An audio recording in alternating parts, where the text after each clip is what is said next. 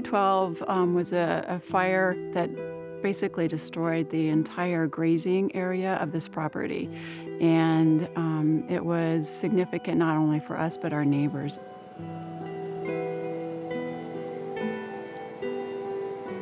It was so intense and so quick that we were very fortunate to have not lost our home.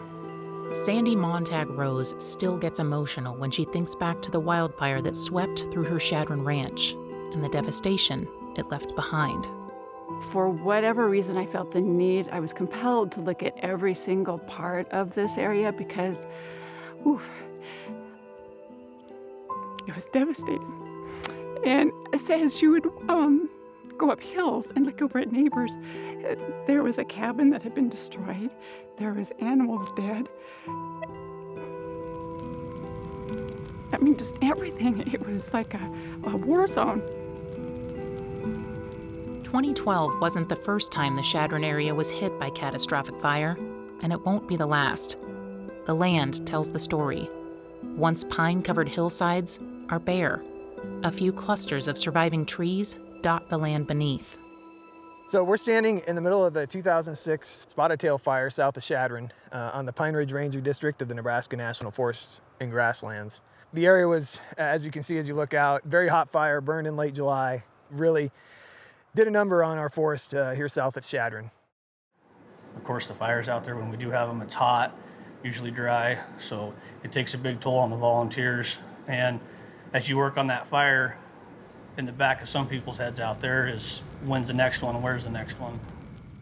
While tall grass and thick forests may look beautiful, through the eyes of a forester, they're fuel for a disaster. Foresters give a lot of credit to hardworking volunteer firefighters, but say a lot is owed to an unlikely first responder. These cows and their calves feed on grass that could potentially fuel another devastating forest fire.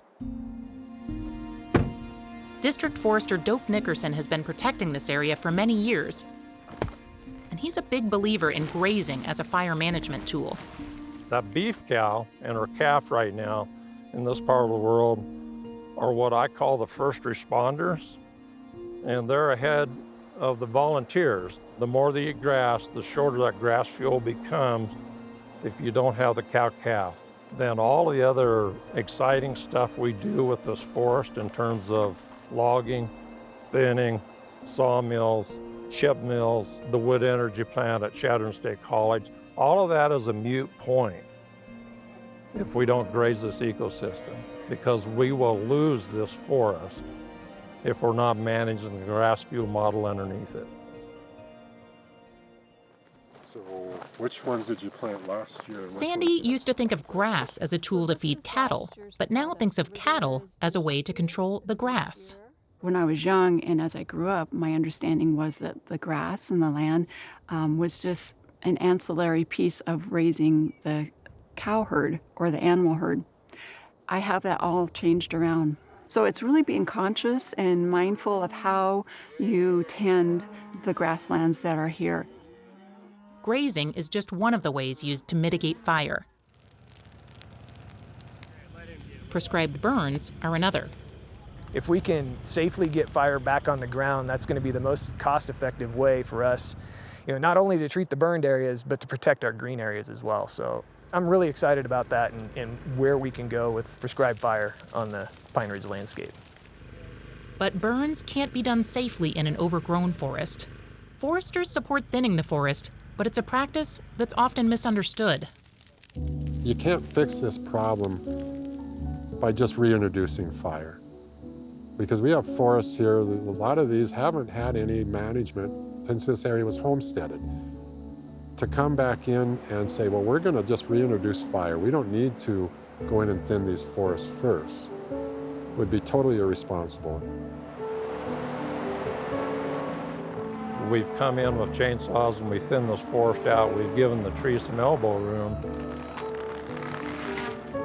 We now have happy trees, and happy trees are healthy trees versus a forest that's really heavily stocked with trees.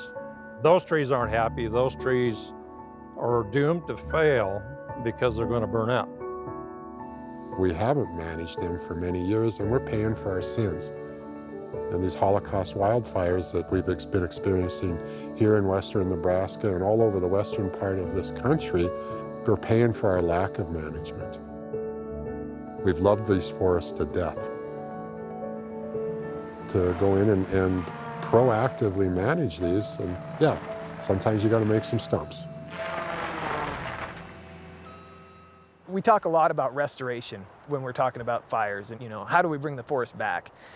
Really that's not our goal, believe it or not. Our goal is to create a forest that's resilient next time the fire comes through, a forest that can handle a fire the next time it comes through, an ecosystem that can handle it. The key word that we're using now is resiliency, the ability to bounce back. And, albeit slowly, the area is bouncing back. The land at Spotted Tail? Take another look. Below the barren hills, new ponderosa pines are slowly taking root.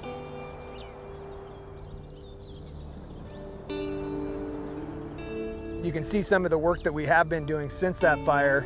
These trees that you'll see here near us, they were planted probably in 2008, and they're already, nearly 10 feet tall. So, the forest is coming back. And the Montag Ranch is bouncing back too. This is a perfect example of what we've been seeing survive from the planting throughout this. The devastation was severe and significant, yes. But as a person that's being responsible to agriculture, I have learned a significant amount because I've been forced to. And when you have some life-changing event like that, you have to be the best you can be to make things better. There is something good that has come out of this whole event. Sunsets are now gorgeous again. You can see a tree line. It looks like it's rebirthing and we're regrowing, and it's going to be good. I can see the light now.